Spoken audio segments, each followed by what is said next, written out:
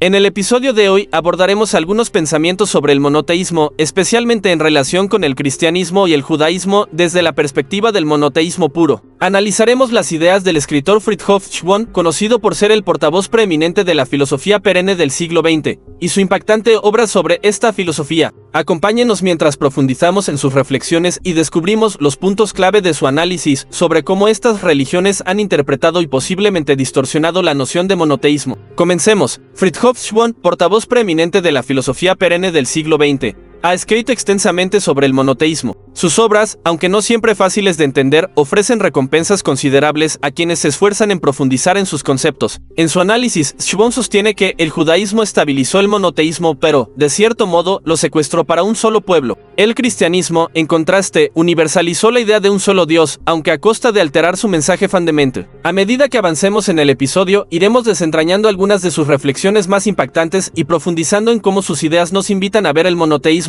bajo una nueva luz. Fridtjof Schuon argumenta que el judaísmo estabilizó pero confiscó el mensaje del monoteísmo, mientras que el cristianismo lo universalizó pero, en el proceso, lo alteró. Según él, el Islam logró restaurar el monoteísmo al estabilizarlo, y al mismo tiempo, universalizarlo nuevamente. Schuon señala que, a través del concepto de encarnación, el cristianismo introdujo una mística del sacrificio y el amor, elementos que son significativos para sus seguidores. Sin embargo, esta interpretación se aparta del monoteísmo puro, desviándose del mensaje original por introducir la idea de la manifestación divina. De esta forma, el cristianismo creó una visión teológica distinta que no coincide plenamente con los principios del monoteísmo puro tal y como se presentan en el Islam. Schuon sostiene que el Islam representa el monoteísmo en su forma más pura. Según él, el Islam es lógico en reprochar al cristianismo por no resaltar el valor completo del mensaje del monoteísmo. El cristianismo, dice Schuon, reemplazó ese mensaje por el de una manifestación divina, específicamente a través de la figura de Jesucristo y la idea de la Trinidad.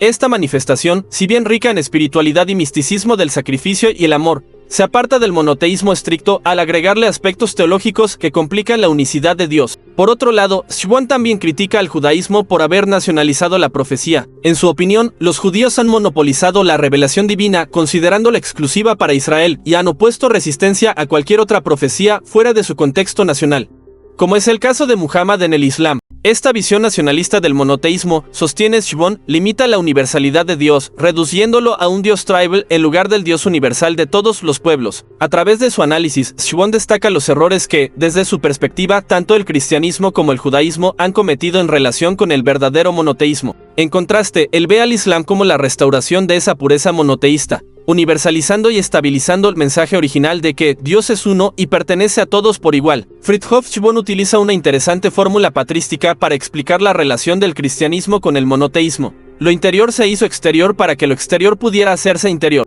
Este concepto revela cómo el cristianismo, a través del proceso de la encarnación y la manifestación divina, exteriorizó lo que tradicionalmente se consideraba un ámbito interno de la religión. Al hacerlo, reconfiguró la perspectiva religiosa, centrando su atención en la interioridad y la espiritualidad personal. Schuon argumenta que este enfoque condujo al reemplazo de la ley divina exterior, que era central en el judaísmo, por una ley de interioridad en el cristianismo. Esta ley interna se manifiesta en los sacramentos y los consejos evangélicos, tales como la pobreza, la castidad y la obediencia. Estos elementos se convirtieron en la guía espiritual, reemplazando las múltiples leyes y reglas externas del judaísmo. La visión de Schuon subraya cómo el cristianismo, al centrarse en la interioridad, redefinió la práctica religiosa alejándose de un sistema de ley exterior y tangible, y adoptó una espiritualidad más personal e individualizada. Esta transformación, según él, tiene profundas implicaciones sobre cómo se percibe y se vive la fe en el cristianismo comparado con otros sistemas monoteístas. El abandono del cristianismo de la ley exterior llevó una intensa espiritualidad interior a costa del orden social. Schuon argumenta que, al enfocarse exclusivamente en la pureza interior, el cristianismo descuidó los factores necesarios para mantener la estabilidad y equilibrio en la sociedad. Sin una ley exterior que guiara el comportamiento social, se vieron forzados a adoptar elementos de leyes romanas y germánicas para mantener una estructura social funcional. Esta fusión con leyes paganas resultó en consecuencias graves para la cohesión y el orden de la comunidad cristiana. Para Schuon, este sacrificio de la unidad divina y la adopción de elementos exteriores para instaurar un orden social robusto contradice la esencia del monoteísmo puro. El cristianismo, al convertirse en una entidad política y un imperio,